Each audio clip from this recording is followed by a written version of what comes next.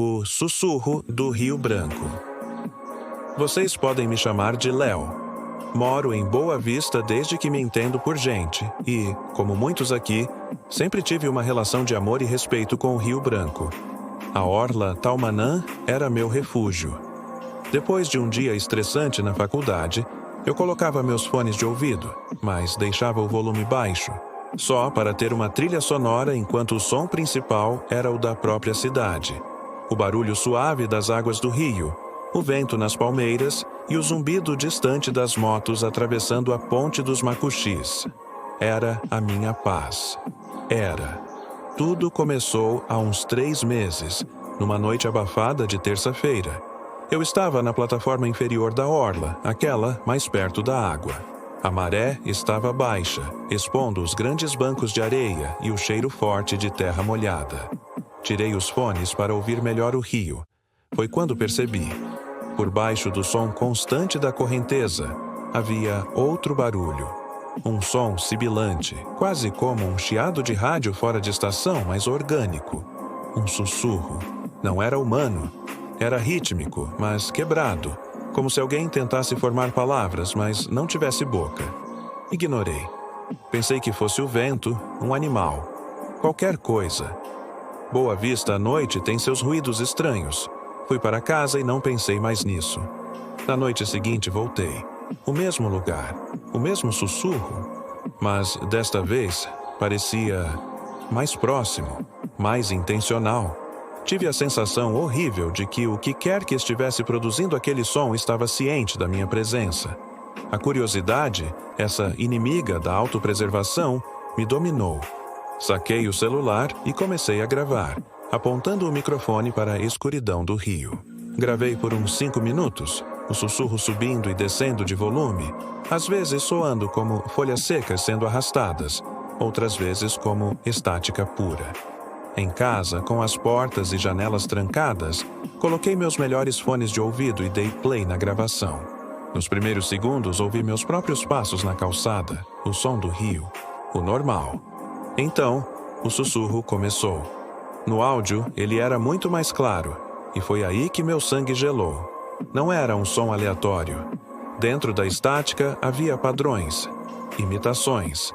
Ouvi o que parecia ser o choro abafado de um bebê, que se transformou numa risada feminina lenta e distorcida, e depois no rosnado baixo de um cachorro.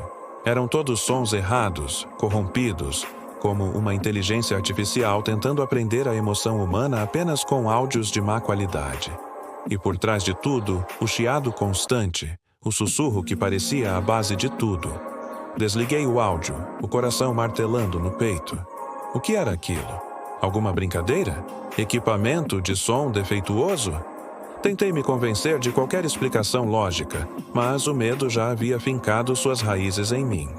Passei uma semana sem ir à orla, mas o silêncio do meu apartamento se tornou opressor. Cada barulho da geladeira, cada estalo da madeira do telhado me fazia pular. Eu precisava saber. Precisava provar a mim mesmo que era só minha imaginação. Voltei lá numa sexta-feira. A orla estava mais cheia, famílias passeando, casais conversando. Senti-me seguro. Fui até o mesmo ponto, na plataforma inferior. O rio estava mais alto, a água escura batendo com força contra a estrutura de concreto. E o sussurro estava lá, mais alto, mais claro. E desta vez era diferente. Ele não estava mais imitando sons aleatórios, ele estava imitando a mim. Ouvi uma versão distorcida da minha própria tosse. Depois, o som de chaves, idêntico ao meu chaveiro. E então, o horror absoluto. O sussurro sibilou o toque de notificação do meu celular. Um som que só eu poderia reconhecer tão intimamente. Ele estava aprendendo. Estava me observando. O pânico tomou conta. Corri para a parte de cima da orla, misturando-me à multidão, olhando para trás a cada segundo, esperando ver alguém, ou alguma coisa. Mas não havia nada. Apenas a escuridão impenetrável do Rio Branco.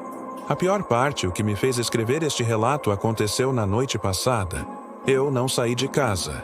Estava trancado no meu quarto, tentando estudar, com as janelas fechadas e o ar-condicionado no máximo para abafar qualquer som externo. Decidi ouvir novamente a primeira gravação que fiz, talvez na esperança de encontrar uma falha, um detalhe que provasse que era uma farsa. Coloquei os fones. Dei play. Os meus passos. O som do rio. E então, silêncio.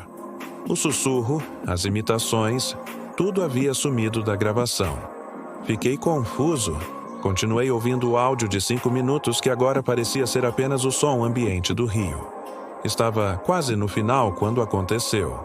Do silêncio absoluto do áudio, uma voz emergiu. Não era uma imitação. Não era distorcida. Era cristalina, próxima, como se estivesse falando diretamente no meu ouvido. Uma voz que não estava lá quando gravei. Uma voz que disse, lenta e claramente, apenas uma palavra. Léo. Arranquei os fones de ouvido e os joguei contra a parede. Gritei. Um terror que eu nunca senti em toda a minha vida tomou conta de cada célula do meu corpo. Aquilo não estava apenas no rio. Aquilo tinha me seguido. Tinha entrado no meu celular, na minha gravação. Tinha aprendido meu nome. Hoje, vendi meu celular. Estou escrevendo isso do computador da faculdade. Não me aproximo mais de água corrente. Tomar banho se tornou um ato de coragem. Mantenho o rádio ligado o tempo todo para nunca haver silêncio. Não sei o que é aquilo no Rio Branco. Uma lenda antiga que ninguém nunca se atreveu a registrar. Uma criatura das profundezas que a cidade grande despertou. Ou algo pior. Só sei que ele está lá, ouvindo, aprendendo. Então, se você estiver andando pela Orla Taumanã à noite e o som do rio parecer errado, se ouvir um sussurro por baixo da correnteza, um som que parece te chamar, te imitar, pelo amor de Deus, não pare. Não escute. E, acima de tudo, nunca, jamais, tente gravar. Porque ele também vai aprender o seu nome. E uma vez que ele sabe quem você é, ele não te deixa mais ir embora. Ele só fica esperando você chegar um pouco mais perto da água.